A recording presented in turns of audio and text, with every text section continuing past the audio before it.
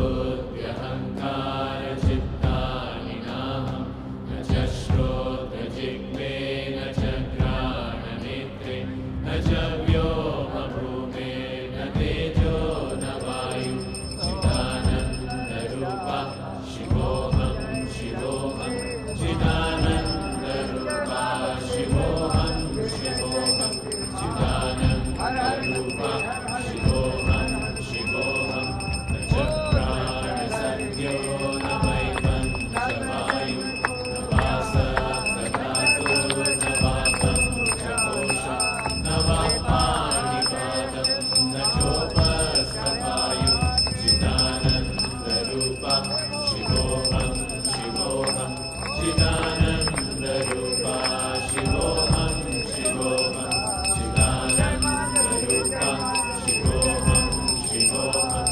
न मे द्वेषरागो न मे लोभमोहो